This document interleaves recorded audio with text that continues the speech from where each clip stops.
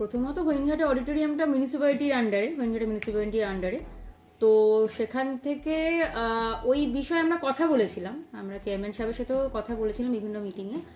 এবং যেহেতু ওটা একটা বড় কাজ, ওটা তো আর আমাদের পঞ্চায়েত সমিতি বা ছোটখাটো ফান্ড দিয়ে তো ওটা সম্ভব নয়, সেক্ষেত্রে আমরা জেলা পরিষদের কাছে ওটা অ্যাপ্রোচ করেছিলাম। আমি ঊর্ধ্বতন কর্তৃপক্ষকে জানিয়েছিলাম, জেলার স্যারকে, এডিএম স্যারদেরও জানিয়েছিলাম যে বিষয়টা নিয়ে যাতে একটু আমাদের ফান্ড যদি দেওয়া যায়, তাহলে কিন্তু ওই অডিটোরিয়ামটা যদি সংস্কার করা যায়, তাহলে কিন্তু অনেক ধরনের প্রোগ্রাম, আমরা বিভিন্ন রকম ট্রেনিং প্রোগ্রাম করাই এসএইচজি গ্রুপের, বা বিভিন্ন রকম আমাদের যেগুলো ইলেকশন রিলেটেড এসআরইআর এর সময় বিএলওদের নিয়েও বড় বড় আমরা অনেক অ্যাকোমোডেশন করতে পারি না আমাদের ছোট মিটিং হলে।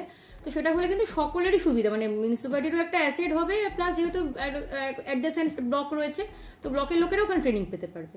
তো আমরা জানিয়েছি আমাদের বক্তব্য, আমরা ওটাকে প্রেয়ার করেছি। এবার দেখা যাক যদি জেলা থেকে আমাদেরকে ফান্ডিং, কোন রকম সদুত্তর পাওয়া গেছে না, ওনারা দেখবেন বলেছেন যে পরবর্তীকালে ফান্ড পেলে অবশ্যই জেলা পরিষদ থেকে যদি কোনো ফান্ড পাওয়া যায় তাহলে ওনারা দেবেন বলেছেন, এইটুকুই বলেছেন আর কি।